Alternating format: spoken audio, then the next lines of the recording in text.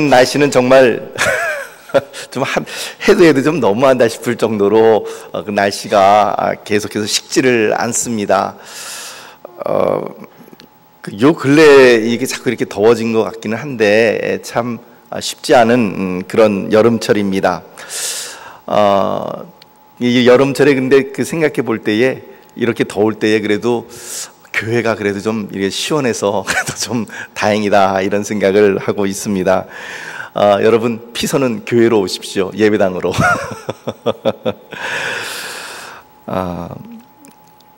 우리 성도님들께서 생각하시는 성경에 나타난 가장 큰 기적은 뭐라고 생각을 하십니까? 우리 그 권사님들이나 장로님들이나 혹은 집사님들께서 생각하시는 성경에서 가장 커다란 기적은 무엇일까요?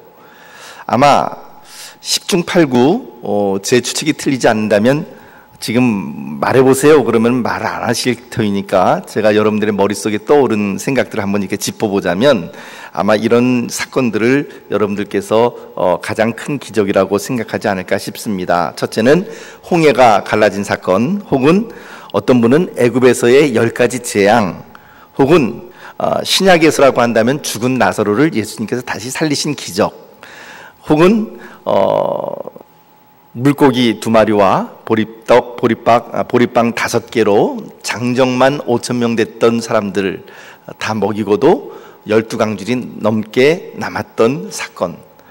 대충 여러분들의 머릿속에 떠오른 그 가장 큰 기적감은 이 가운데 있지 않을까 싶습니다.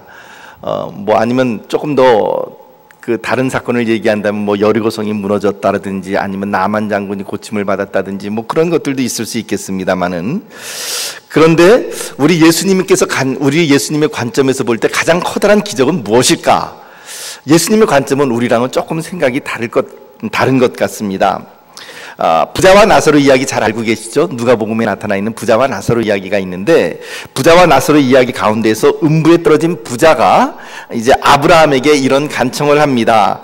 아버지 아브라함이요, 나는 이제 이미 죽어서 이 음부의 이 구덩이에서 이와 같이 고통을 당하고 있으니 내가 더 이상 할 말은 없지만, 그러나 이제 나사로를 다시 살려서 내 형제 5이 지금 살아있는데 내 형제에게 보내주셔서 그들에게 하나님 잘 믿고 그리고 하나님께 헌신하고 그렇게 해서 구원의 자리에 오를 수 있도록 그렇게 좀 나사로를 보내주시면 좋겠습니다. 우리 형제들에게 5 형제들에게 나사로를 보내주셔서 경고를 좀 해주셨으면 좋겠습니다. 이렇게 이야기를 요청을 합니다. 죽은 자가 살아서 말을 하면은 그들이 듣지 않겠습니까? 라고 하는 것이 이 부자의 생각이었죠. 그런데 아브라함의 답변이 뭐라 그랬냐면 누가복음 16장 31절 말씀 보니까 이렇게 기록을 합니다. 한번 같이 읽어볼까요? 누가복음 16장 31절 시작. 이르되 모세와 선지자들에게 듣지 아니하면 비록 죽은 자 가운데서 살아나는 자가 있을지라도 고난을 받지 아니하리라 하였다 하시니라. 즉 모세와 선지자는 누구를 의미하는 겁니까? 모세와 선지자는 바로 모세가 기록한 모세 오경, 그리고 선지자는 선지서들. 그래서 모세와 선지자들이라고 하는 것은 곧 구약 성경을 의미하는 것입니다. 구약 성경 말씀을 받아들이지 아니하고 믿지 아니한다면 죽은 자 가운데서 서로 나사로가 살아나서 너희 형제들에게 가서 말씀을 전한다 할지라도 너희 형제들이 그 나사로의 이야기를 듣지 않을 것이다, 그 권함을 받지 않을 것이다 라고 하는 것이 예수님의 그 아브라함의 입을 통하여 예수님께서 말씀하시는 것이죠.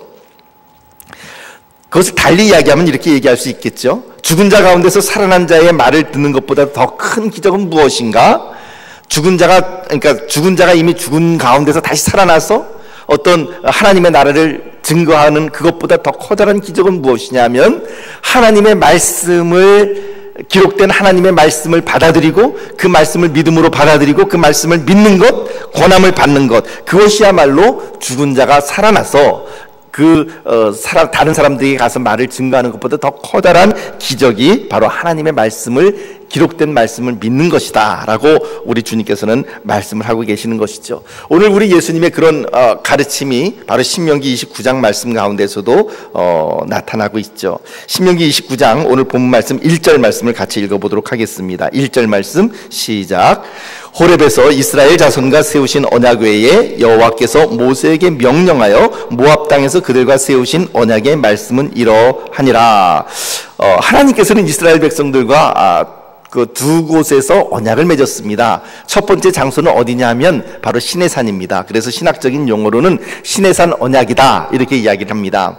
우리가 잘 알고 있는 것처럼 이스라엘 백성들이 출애굽한 후에 시내산으로 가죠. 호렙산에 가서 그곳에서 하나님과 하나님의 율법을 받고 그리고 또한 거기에서 이스라엘 백성들이 하나님과 언약을 맺습니다. 근데 두 번째 장소에서 언약을 맺는데 그곳이 어디냐면 40년이 지나서 그 첫 번째 광야 세대가 다 죽고 난 다음에, 물론 여호수아와 갈렙은 예외입니다만 나머지 광야 세대가 다 죽고 난 이후에 제2세대, 2세대가 모압 평지에서 하나님과 언약을 맺는 장면이 나타납니다. 그것이 바로 29장 1절 말씀이죠. 보면 그 29장 1절에 두 가지 언약이 나타납니다. 첫째는 호렙에서, 즉 시내산에서 이스라엘 자손과 세우신 언약, 그 첫 번째 시내산 언약이 나타났고요. 그 외에 여호와께서 모세에게 명령하여 어디에서요? 모압 땅에서 그들과 세우신 언약의 말씀은 이러하니라. 그래서 두 번째 모압 땅에서 이스라엘 백성과 맺은 언약을 모압 언약이다 이렇게 신학적인 용어로는 이야기를 합니다. 이 시내산 언약이나 모압 언약은 내용에 있어서는 그렇게 큰 차이가 나지 않습니다. 하나님께서는 시내산 언약을 주실 때는 A라고 말씀하시고 모압 언약을 말씀하실 때는 A를 싹 부정해버리고 B라고 말씀하시고 이렇게 말씀하시는 분이 아니십니다. 시내산 언약에서 선포하셨던 그 말씀의 유효성은 여전히 모압 언약에서도 계승되어서 여전히 유효합니다. 그러니까는 내용상으로는 그렇게 커다란 변화가 잘 없습니다. 그런데 그 형식상에 있어서 모압 언약을 체결하는 이스라엘 백성들의 어떤 그런 환경에 있어서는 굉장히 커다란 차이가 있는 것이죠. 우선 시내산 언약을 맺을 때에는요, 이스라엘 백성들이 출애굽한 지 얼마 되지 않았습니다. 그래서 이스라엘 백성들은 무엇을 그들의 눈으로 친히 보았습니까? 애굽에서 있었던 10가지 재앙들을 그들의 눈으로 똑똑히 보았습니다. 하나님께서 어떻게 이스라엘 그 애굽 사람들을 치고, 특별히 마지막 10번째 장자의 재앙 때는 어떻게 하나님께서 바로와 그리고 그 백성들을 치시고 이스라엘 백성들을 그 출애굽을 시키셨는지 그들의 눈으로 똑똑히 보았습니다. 그뿐만 아니라 시내산 오기 전에 어떤 일들이 있었죠? 무엇이 갈라졌습니까? 홍해가 갈라지는 것을 이스라엘 백성들이 체험했습니다. 또 그 마라의 쓴물 가운데서 하나님께서 어떻게 그 쓴물을 단물로, 먹을 수 있는 물로 바꿔주시는가를 그들이 또 체험했습니다. 그뿐만 아니라 또한 시내산에서 언약을 맺을 때도 마찬가지입니다. 모세가 시내산에서 언약을 받을 때에 시내산 전체에 불이 붙었고 빽빽한 구름이 임하였고 하나님의 나팔 소리가 울려 퍼지는 가운데에서 이 이스라엘 백성들은 하나님과 시내산 언약을 맺었습니다. 그러니까 다른 민족들 혹은 어떤 세대든지 평생 한 번도 보기 힘든 기적들을 이스라엘 백성들은 이 당시에 계속해서 연이어서 보고 체험하고 그들의 귀로 듣고 눈으로 보고 손으로 만지고 그렇게 해서 이제 시내산 언약에서 하나님과 언약을 맺고 있는 모습을 봅니다. 그런데 40년이 지난 후에 제2세대들이 모압 광야에서, 모압 평지에서 하나님과 언약을 맺을 때에는요, 1세대들이 맺었던 그 시내산 언약과는 달리 어떤 그 기적이 없었습니다. 또 홍해가 갈라지지도 않았고요, 산에서 불이 붙는 어떤 그런 것도 없었고 나팔 소리도 없었습니다. 어떻게 보면은 기적과는 조금 좀 거리가 먼 약간 좀 평범한 어떤 그런 언약식이었죠. 그러면서 왜 이 2세대 모압 평지에서는 이런 기적이 없었을까라고 하는 것을 생각을 해보면 하나님의 의도는 이것이 아니었을까 싶습니다. 즉 체험이나 기적도 중요하지만 더 중요한 것은 하나님의 말씀을 깨닫고 그 하나님의 말씀을 내 삶 가운데 적용하고 실천해 나가는 믿음이 더 중요하다는 것을 하나님께서 이스라엘 백성들에게 보여주신 것이 아니겠는가라고 하는 것입니다. 그래서 하나님께서는 은연중에 이스라엘 백성들에게 이렇게 말씀하시는 것입니다. 너희는 나의 말을, 즉 하나님의 말씀, 주신 말씀 속을 파고 들어가서 그 말씀 속에서 너희가 살고 그 가운데서 은혜를 받으라 라고 하는 것입니다. 사실 하나님의 말씀을 사모하는 마음으로, 하나님의 말씀을 참으로 갈급하는 마음으로 하나님의 말씀을 받고 그 말씀 속에서 은혜를 받는다고 한다면, 눈으로 10가지 기적을 본 것이나 혹은 시내산에서 그 눈에 보이는 어떤 그런 기적을 보는 것보다도 더 커다란 하나님의 능력이 이스라엘 백성들에게 임하게 되는 것이죠. 하나님께서는 우리가 이 세상의 것들을 가지지 못했다 할지라도 하나님의 말씀을 통해서 깨닫고 보고 들을 수 있는 능력을 우리가 가졌다고 한다면 이미 우리 안에 출애굽의 기적이 일어나고 있고, 홍해의 기적이 일어나는 것보다 더 커다란 기적을 우리 안에서 하나님께서는 그것을 우리 안에서 그 믿음으로 그것을 받아들일 때에 우리 안에 커다란 어떤 그런 시내산의 기적보다 더 커다란 기적으로 인정해 주시는 그런 하나님의 모습인 것을 오늘 본문 말씀 가운데서 우리가 볼 수가 있습니다. 하나님께서 광야 세대의 이스라엘 백성들에게 주신 체험은 어떻게 보면은 조금 좀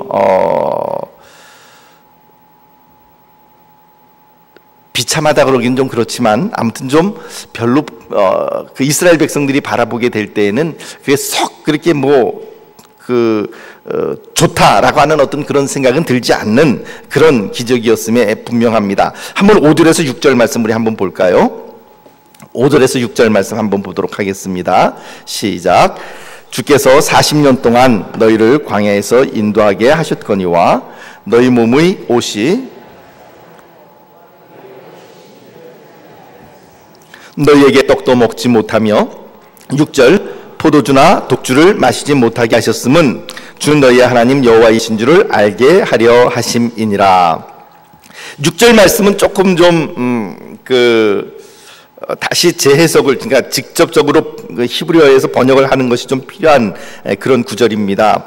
6절 말씀 그냥 우리에게 주어진 말씀대로 읽으면 너희에게 떡도 먹지 못하며 포도주나 독주를 마시지 못하게 하셨음은, 이렇게 하나님께서 아예 주시지 않으셨다라고 이렇게 표현을 하고 있지만, 그러나 히브리어의 표현대로 보면 이렇게 표현을 할 수 있습니다. 직역하면 빵을 너희가 결코 먹지 못했고 포도주와 독주를 너희가 결코 마시지 못했음은 너희로 하여금 여호와 하나님이 너희의 하나님이심을 알게 하려 함이었다라고 하는 그런 구절입니다. 달리 이야기하면 이 구절은요 조금 도치 문장입니다. 그러니까 강조를 하고 있는 것이죠. 조금 좀 어감을 좀 살리려면 이런 식으로 번역을 해볼 수 있습니다. 6절 말씀을 보면 빵 너희가 결코 먹지 못했지, 포도주와 독주 너희가 결코 마시지 못했지. 왜냐하면 그것은 왜 그랬냐면 너희로 하여금 여호와 하나님만이 너희의 하나님 되심을 알게 하려 하기 위해서, 이런 의미를 가지고 있는 그런 뉘앙스로 번역을 할 수 있는, 그것이 오히려 더 뜻을 잘 나타내 줄 수 있는 그런 번역이라고 생각을 합니다. 근데 가만히 생각을 해보면은 이거 굉장히 커다란 기적 아닙니까? 여러분, 옷을 입었는데 그 옷이 40년 동안 헤어지지 아니하였다. 지금 우리 권사님들 가운데서 가장 오래된 옷을 입고 계시는 분은 한 몇 년 입으셨나요? 말씀하지 않으셔도 됩니다. 머릿속으로 생각을 한번 해보십시오. 지금 입고 있는 옷은 한 10년 되셨나요? 혹은 10년 된 옷을 입고 있어도 굉장히 오래 입으신 것이겠죠. 그런데 만약에 40년 동안 입은 옷이 있다 그러면은 그건 진짜 대단한 옷입니다. 근데 여러분, 그게 가능할까요? 40년 동안 한 가지 옷을 입을 수 있다라고 하는 것은, 그것은 40년 동안 입었는데 그 옷이 헤어지지 않았다고 한다면 그건 기적 중에 기적입니다. 신발이 있는데 그 신발이 40년 동안 헤어지지 않았다는 거예요. 근데 여러분 보십시오. 40년 동안 이스라엘 백성들이 광야에서 얼마나 많이 뺑뺑이를 돌았습니까? 그리고 그 광야의 햇빛이라고 하는 것이 얼마나 혹독하게 내리쬐는 그런 햇빛입니까? 옷도 여러분 그냥 아주 강한 햇빛 아래 놓으면은 다 헤어지고 막 뜯어지고 그러잖아요. 그런데 그런 강한 햇빛 아래에서 40년 동안을 헤맸다는 거죠. 그것도 땀에 쩔어야 됐고 이제 그런 것입니다. 그리고 신발도 역시 마찬가지입니다.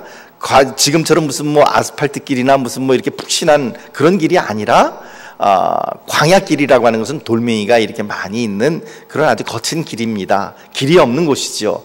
그런 곳을 40년 동안 이렇게 헤맨다 그러면 그 신발이 어떻게 됐겠습니까? 그런데 놀랍게도 40년 동안 이스라엘 백성들의 옷이 헤어지지 아니하였고 40년 동안 그들의 발에 신이 헤어지지 아니하였다. 굉장히 커다란 기적입니다. 하나님께서 이스라엘 백성들을 40년 동안 빵을 그들이 먹지 못했고 포도주를 마시지 못했다. 대신에 뭘 주셨을까요? 하나님께서는 40년 동안 만나를 주셨고 또한 반석에서 물을 터뜨려서 그들을 먹여주셨습니다. 그는 사실 이스라엘 백성들의 이런 하루하루의 삶이라고 하는 것은 기적의 체험 중에 하나였습니다. 그런데 이거를 조금 한번 이렇게 뒤집어 놓고 보면은 과연 이것이 정말로 이스라엘 백성들이 행복해할 수 있는 어떤 그런 기적이었을까 이런 생각을 해봅니다. 어렸을 때에 추석 때가 되면 그리고 설날 때가 되면 설비입니다 해가지고서는 이렇게 그 옷을 갖다 부모님이 이렇게 새 옷을 이렇게 사주셨던, 그래서 1년에 한 차례나 두 차례 정도, 제 때는 그랬습니다. 요즘이야 뭐 시도 때도 없이 필요하면 옷을 사지만 그 당시에는 옷은 그렇게 그 새 옷을 막 이렇게 아무 때나 얻어 입을 수 있는 것이 아니었죠. 추석 때나 혹은 설날 때 이제 설빔으로 이렇게 입을 수 있는 것이 새 옷이었습니다. 근데 그 새 옷을 입고 나면은 얼마나 그 날아갈 듯이 그렇게 기분이 좋았는지 모릅니다. 근데 이스라엘 백성들 한번 보시죠. 이스라엘 백성들이 그 출애굽할 때에 옷을 몇 벌이나 가지고 나왔을 것 같아요. 글쎄요, 뭐 얼마나 많이 옷을 가지고 나왔을지는 모르지만 이스라엘 백성들은 나올 때 급히 나와야만 했습니다. 그래서 심지어는 빵조차도 발효되지 못한 무교병을 먹으면서 나와야 됐고요. 신발을 신은 채로 스탠바이 하고 있다가 그렇게 하고 나와야만 했습니다. 그러니까 이스라엘 백성들이 막 바리바리 무슨 막 커다란 짐을 막 그 짊어지고 그리고 옷을 갖다 많이 가지고 나왔을 것 같지는 않다라는 생각이 듭니다. 신발은 어땠을까요? 신발은 더더욱 그랬겠죠. 왜냐하면 이스라엘 백성들이 생각할 때는 가나안 땅이 바로 지척이라고 생각을 했습니다. 뭐 사실 직선거리로 따지면 가나안 땅은 일주일이면 가는 곳 아닙니까? 그러니까 신발을 막 두 켤레 세 켤레 이렇게 준비했을 리가 없을 거예요. 그런데 이 40년 동안 그 옷이 헤어지지 않았다. 달리 이야기하면 40년 동안 맨날 입었던 그 옷 입고 다녔다라고 하는 것입니다. 40년 동안 신발이 헤어지지 않았다. 무슨 말입니까? 거꾸로 이야기하면 40년 동안 다른 신발을 신을 여유도 없었을 뿐만 아니라 다른 신발을 얻지도 못했다라고 하는 것입니다. 빵을 먹지 못했다, 포도주를 마시지 못했다라는 것은 무엇입니까? 사실 빵과 포도주는 지극히 평범한 그런 그 음식이지만 그러나 그 빵과 포도주라고 하는 것은 사실 인간에게 있어서 식사를 나눌 때 즐거움을 나눌 수 있는 그런 도구가 됩니다. 근데 빵 대신에 뭡니까? 만나를 매일 먹는 거죠. 나중에 이스라엘 백성들이 만나에 대해서 뭐라고 표현하죠? 우리가 이 박한 음식, 박한 식물을 싫어하노라, 이렇게 그 표현을 했던 것을 기억을 합니다. 그러니까는 40년 동안 똑같은 음식을 먹고 40년 동안 똑같은 옷을 입고 40년 동안 똑같은 신발을 신고 다녔다라고 하는 것은 어떻게 보면 이스라엘 백성들에게 있어서는 좀 그 기적은 기적인데 어떻게 보면 좀 철양 맞다 그럴까요? 그런 기적일 수도 있었겠다라는 생각이 듭니다.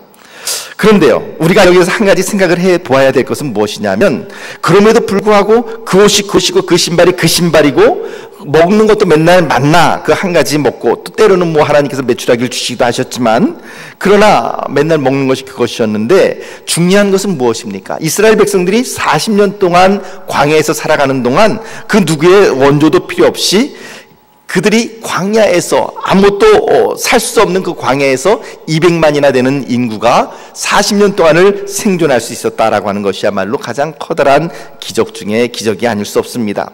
외형적으로 볼 때는 광야 세대의 이스라엘 백성들은 전 세계에서 가장 문명의 혜택도 받지 못한 사람들입니다. 집도 없고 수입도 없고 어떻게 보면 헐벗고 가난한 방랑자들이었습니다.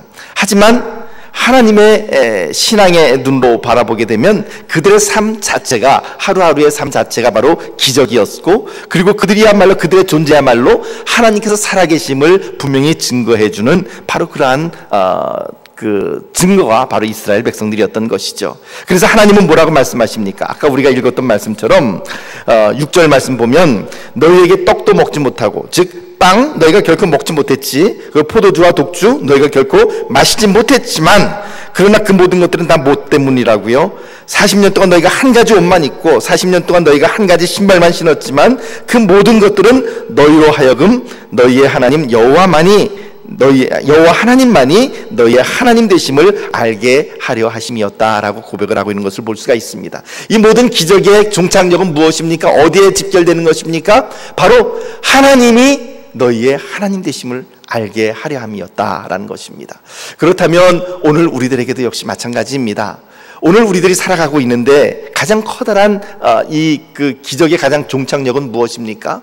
우리가 무엇을 인정할 때 바로 하나님께서 나의 하나님이심을, 하나님께서 우리의 하나님이심을 우리가 인정하고 그분 앞에 나아갈 때 그것이야말로 가장 커다란 기적 중의 기적이요 가장 커다란 진짜 참된 기적이라고 하는 것을 오늘 우리들에게 보여주고 알려주는 것입니다. 오늘 우리들의 삶에 있어서 가장 놀라운 것은 무엇일까요? 예수 그리스도를 이 땅에 보내주신 하나님, 모세와 그리고 이스라엘 백성들을 광야에서 생존케 하신 그 하나님이 바로 누구의 하나님이라고요? 나의 하나님이요 우리의 하나님이시라고 하는 사실을 하나님께서 우리에게 알려주기 위함이 바로 이런 기적의 목적이었다라고 하는 것입니다. 사랑하는 성도 여러분, 기적이라고 하는 것은 사실 대단한 것이지만 그러나 그 대단한 기적보다 더 커다란 기적은 무엇입니까? 하나님이 나의 하나님 되심을 아는 것, 하나님께서 나의 하나님 되심을 인정하고 그것을 믿는 것, 그것이야말로 가장 커다란 기적 중에 기적임을 오늘 본문 말씀이 우리들에게 보여주고 있는 것입니다. 참으로 광야 세대의 그 이스라엘 백성들이 그렇게 참으로 어떻게 보면은 세상적으로 보면은 어떤 문명의 혜택도 받지 못하고요, 무슨 학교가 있었겠습니까? 뭐 거기에 무슨 오락거리가 있었겠습니까? 아니면 거기에 무슨 예술품이 있었겠습니까? 아무것도 없었던 그 광야에서 문명의 혜택도 받지 못했고 어떻게 보면 헐벗고 그리고 가난한 그런 방랑자들로서 40년 동안을 살았지만, 그런데 그 광야 세대의 사람들에게 남겨진 놀라운 유산이 하나 있었습니다. 그 놀라운 유산은 바로 무엇이냐면 바로 하나님을 향한 믿음이었습니다. 하나님을 향한 믿음이고 하나님이 우리의 하나님 되심을 인정하고 나아가는 것이었습니다. 그래서 신명기 29장 7절에서 8절 말씀 보면 이렇게 기록을 합니다. 우리 함께 신명기 29장 7절에서 8절 말씀을 같이 읽어보도록 합니다. 시작. 너희가 이곳에 올 때에 헤스본 왕 시온과 바산 왕 옥이 우리와 싸우러 나왔으므로 우리가 그들을 치고 그 땅을 차지하여 루벤과 갓과 므낫세 반지파에게 기업으로 주었나니. 헤스본 왕 시온은 어떤 사람입니까? 그리고 그 백성들은 어떤 백성들입니까? 바산 왕 옥은 어떤 사람이었으며 그의 군대는 도대체 어떤 군대였습니까? 그들은요, 잘 조직된 군대를 가지고 있었던 사람들입니다. 그리고 그들은요, 성경 말씀대로 보면은 거인 족속이었습니다. 그리고 그들은 무엇을 가지고 있었냐면 철기 무기를 가지고 있었습니다. 반면에 이스라엘 백성들은요, 훈련이 되어 있지 못했습니다. 그들의 무기라고 하는 것은 변변치 못한 기껏 있어야 청동기 시대의 무기요, 그나마도 그 청동기 시대의 무기라는 것도 모든 백성이 있지 않았던 것 같습니다. 그들은 이 거인족 속에 비하면 참으로 메뚜기와 같이 작은 그런 사람들이었습니다. 그런데도 불구하고 아무것도 이길 만한 어떤 승리의 조건이 없는 그런 광야 세대는 하나님의 명령을 따라 그들과 전쟁을 했습니다. 오직 하나님의 이름으로 나아갔던 것이죠. 그 믿음을 가지고 나갔을 때 어떻게 됐습니까? 철저한 놀라운 승리를 하나님으로부터 얻게 되는 것을 볼 수가 있습니다. 그리하여 오늘 신명기 29장 8절 말씀 보여주는 것처럼 그 땅을 차지할 만한 실력이 없었음에도 불구하고 하나님께서 그들을 복주시니까 그 땅을 차지하게 되었고 루벤과 갓과 므낫세 반지파에게 기업으로 그 땅을 나눠주게 되는 것을 볼 수가 있습니다. 사랑하는 성도 여러분, 사실 우리가 이 땅에서 살아가는 동안 세상은 우리들보다도 얼마나 더 영악한지 모릅니다. 얼마나 많이 꾀가 많은지 모릅니다. 또 얼마나 많이 속임수가 있는 것인지 모릅니다. 세상의 자랑들이 주렁주렁 걸려 있고, 그리고 세상의 어떤 그런 지혜를 따라 살아가는 것이 약삭빠르고 성공의 지름길이라고 사람들이 생각하고 있는 거기에서 우리들이 싸워야 할 전쟁은 무엇이냐 하면 바로 이 이스라엘 백성들이 가지고 있는 그런 믿음을 가지고 나가 싸우는 것입니다. 아주 단순하고 그리고 또한 직접적인, 오직 하나님의 말씀대로만 살아간다고 한다면 반드시 승리할 것이라고 하는 그런 분명한 확신, 그 확신 가지고 나아갈 때에 바산왕 시온과 그리고 헤스본 왕 시온과 바산왕 옥을 물리치고 그 땅을 이스라엘 백성들이 기업으로 취했던 것처럼 저는 분명히 확신합니다. 우리가 하나님의 말씀을 가지고 하나님의 말씀대로만 살아갈 수 있다면 비록 세상의 어떤 그 약삭빠른 지혜에 미치지 못한다 할지라도, 그들이 가진 무기만큼 우리가 가진 무기가 시원치 않다 할지라도 분명히 하나님께서 우리들에게 승리를 주실 것이라고 하는 분명한 믿음, 그 믿음 가지고 나아갈 때에 우리에게 하나님께서 놀라운 승리를 주실 줄 믿습니다. 바로 그것이 오늘 우리들에게 정말로 필요한 것이죠. 그래서 하나님께서는 이스라엘 백성들에게 이렇게 명령을 하십니다. 9절 말씀입니다. 29장 9절 말씀 우리 같이 읽어봅니다. 9절 말씀 시작. 그런즉 너희는 이 언약의 말씀을 지켜 행하라. 그리하면 너희가 하는 모든 일이 형통하리라. 지금 광야에 있는 이스라엘 백성들은 세상적인 기준으로 놓고 보면 정말 별볼일 없는 사람들 아닙니까? 문명의 혜택도 없고, 말씀드린 것처럼 배움도 없고 아는 것도 없고 써볼 수 있는 기술이나 지식이나 어떤 자본이 있는 사람들이 아니었습니다. 그때 하나님께서 그 이스라엘 백성들에게 뭐라고 이렇게 말씀 안 하셨다는 거예요. 너희가 그동안 광야에서 40년 동안이나 헤매고 돌아다녔기 때문에 지금 너희들은 너무나도 많이 세상 문명에 뒤져 있어. 너희는 지금 가지고 있는 자본도 없고 너희는 지금 가지고 있는 어떤 기술도 없으니까 지금부터라도 너희는 세상 사람들의 어떤 그런 지식과 그런 것들을 따라잡기 위해서 최선을 다해서 맹렬하게 공부해서 하루라도 빨리 가나안 사람들을 따라잡아라, 이렇게 말씀하시지 않으셨습니다. 하나님의 말씀은 뭐라고 말씀하십니까? 따라잡아라가 아니라 오직 너희가 하나님의 말씀을 따라서 이 언약의 말씀을 지켜 행하라. 그리하면 너희가 하는 모든 일이 형통하리라. 이것이 바로 하나님의 약속이었습니다. 사랑하는 성도 여러분, 오늘 우리에게 주신 하나님의 형통의 약속은 무엇입니까? 하나님의 말씀입니다. 하나님의 말씀. 뒤지는 것 같습니까? 내가 가진 무기가 저 사람이 가지고 있는 무기보다 훨씬 약한 것 같습니까? 내가 가지고 있는 경험도 내가 가진 기술이나 자본보다 저 사람이 갖고 있는 기술이나 자본이 훨씬 더 강해 보이고 많아 보이십니까? 괜찮아요. 그때라도 이것 하나를 분명히 기억하십시오.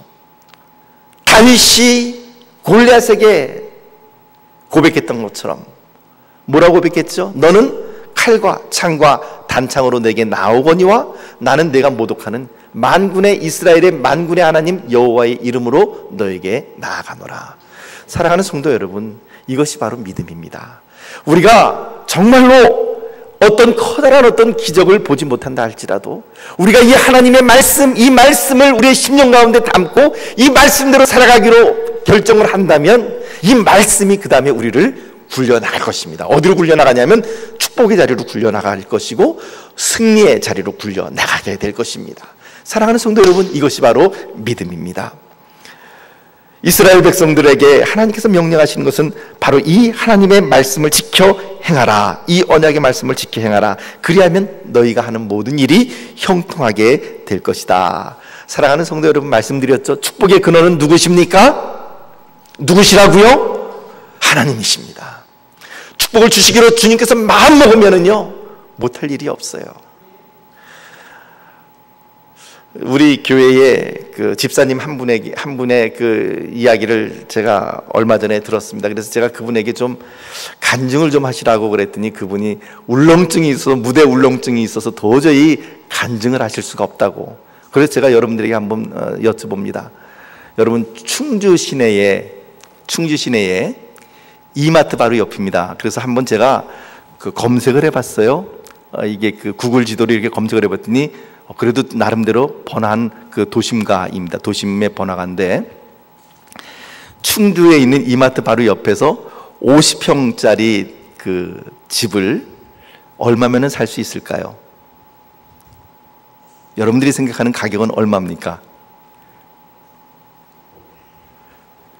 근데 그 집사님의 표현대로라면은 그 집을 얼마에 샀냐면 3,750만 원. 믿어지세요? 근데 하나님께서 복을 주시니까 그런 놀라운 일들이 일어나더라고요. 좀 간증을 좀 하시라 그러니까는 울렁증이 나서 도저히 못 하시겠다 그래서 제가 제 입으로 지금 여러분들께 이렇게 말씀을 드리는데, 그 외에도 그뿐만 아니라 그 어간이 이렇게 쭉 되어진 일들을 한 40분 정도 제가 들었는데, 정말 하나님께서 살아계시는구나, 하나님께서 복을 주시려고 그러니까 이렇게 복을 주시는구나 라고 하는 그런 생각이 들었습니다. 여러분, 우리가 생각할 때는 안 되는 것 같은데요, 우리의 마음 가운데 오직 하나님 그분의 말씀을 믿고 그 하나님의 이름을 가지고 나아가면 하나님께서 복 주시면은요 못 말립니다. 하나님께서 말씀하셨잖아요. 하나님께서 닫으면 어떤 자가 없어요? 열 자가 없고, 하나님께서 여시면 닫을 자가 없다라고 하는 것입니다. 우리가 고백을 해야 될 고백은 바로 그것입니다. 내가 가지고 있는 힘이 얼마냐, 내가 가지고 있는 재력이 얼마냐, 내가 가지고 있는 지식이 얼마냐, 그것이 문제가 아니라 문제는 무엇입니까? 내가 하나님의 말씀 가운데 얼마나 순종하느냐, 내가 하나님의 이름으로 얼마나 나가느냐, 바로 거기에 승패가 달려있다라고 하는 사실을 사랑하는 성도 여러분 분명히 기억하시기를 바라십니다. 말이 꼬였습니다. 그렇게 믿으시기를 축복합니다. 우리 주님께서는 가장 큰 기적이 무엇이라고 말씀을 하시냐면 바로 이 하나님의 말씀을 순종하는 것, 그것이야말로 가장 커다란 기적이라고 하는 것을 우리들에게 보여줍니다. 사실 이스라엘 백성들이 40년 동안 광야에서 헤맸지만 40년 동안 늘 입었던 그 옷을 입어야만 했던, 그럼에도 불구하고 그 옷이 헤어지지 않았던 그것이 놀라운 기적입니다. 40년 동안 늘 신었던 그 신발 신는 것이 어떻게 보면 고역이고 불평거리가 될 수 있지만, 그러나 그 광야에서 그 신발이 헤어지지 않게 해주신 분이 바로 우리 하나님이셨습니다. 40년 동안 빵과 포도주를 먹지 못했지만, 그러나 그 대신에 하늘의 놀라운 만나를 먹고 반석에서 나오는 물을 마셨던 것이 바로 이스라엘 백성들이었습니다. 그 시기야말로 어떻게 보면 불평을 할 수 있는 그 시기였지만은, 그 시기야말로 오늘 하나님께서 뭐라고 말씀하시냐면, 그렇게 하신 이유는 무엇인가? 바로 여호와 하나님께서 너희의 하나님 되심을 알게 하려 하심이었느니라. 아멘. 사랑하는 성도 여러분, 하나님이 바로 여러분들의 하나님이십니다. 이 하나님이 여러분들의 하나님이십니다. 그 하나님이 나의 하나님이심을 믿고 그 하나님의 말씀대로 나갈 때에 놀라운 참된 기적이 일어나게 되는 것이죠. 신명기 29장 3절에서 4절 말씀 보면 무엇이 가장 커다란 기적인가를 우리들에게 보여줍니다. 신명기 29장 3절에서 4절 말씀 우리 같이 읽어봅니다. 시작. 곧 그 큰 시험과 이적과 큰 기사를 내 눈으로 보았느니라. 그러나 깨닫는 마음과 보는 눈과 듣는 귀는 오늘 여호와께서 너희에게 주지 아니하셨느니라. 달리 이야기하면 그 당시에 1세대의 광야 출애굽했던 이스라엘 백성들이 그 놀라운 시험, 즉 홍해가 갈라지는 것이나, 그리고 또한 10가지 재앙이 애굽 땅에 임하는 것이나, 그리고 시내산에 불이 붙은 것이나, 그리고 또한 하나님의 나팔 소리를 듣는 것이나, 이 모든 큰 기사를 그들의 눈으로 보았지만, 그러나 그것보다 더 중요한 건 뭐였냐면 깨닫는 마음, 보는 눈, 듣는 귀, 그것이 정말 중요한데 그 당시에 이스라엘 백성들이 그것을 깨닫지를 못했다라고 하는 것입니다. 사랑하는 성도 여러분, 그러므로 가장 커다란 기적은 무엇입니까? 기적 중에 가장 큰 기적은 하나님의 말씀을 듣고 깨닫고 순종하는 것인 줄 믿으시기를 바랍니다. 그래서 9절 말씀은 우리들에게 이렇게 다시 한번 명령을 합니다. 우리 다시 한번 9절 말씀 같이 함께 읽어보도록 하겠습니다. 9절 말씀 시작. 그런즉 너희는 이 언약의 말씀을 지켜 행하라. 그리하면 너희가 하는 모든 일이 형통하리라. 아멘. 사랑하는 성도 여러분, 이제 마음 가운데 결단을 하십시오. 내가 무슨 일이 있어도 이제는 하나님의 말씀을 따라 살아가겠다. 내가 이제부터 하나님의 말씀에 무조건 순종하겠다. 하나님께서 기뻐하시는 일을 하겠다. 우리 교회는 하나님께서 기뻐하시는 일을 하는 교회가 될 것이다. 이렇게 마음속으로 결정하면서 선포하시면서 나가실 때에 하나님의 놀라운 은혜가, 하나님의 놀라운 형통케 하심, 하나님의 놀라운 축복이 저와 여러분들과 여러분들의 자녀와 여러분들의 가정 위에 평택제일교회 위에 임하게 될 줄 분명히 믿고 선포합니다. 그 말씀대로 나가시는 귀한 주의 백성들 되시기를 다시 한번 예수님의 이름으로 축복합니다. 기도하겠습니다.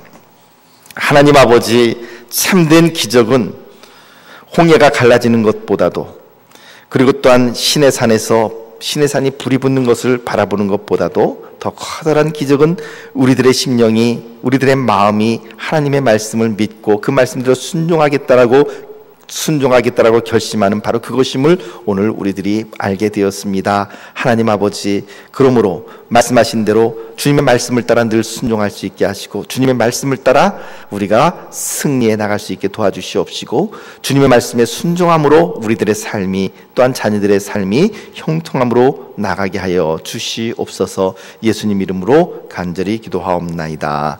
아멘. 우리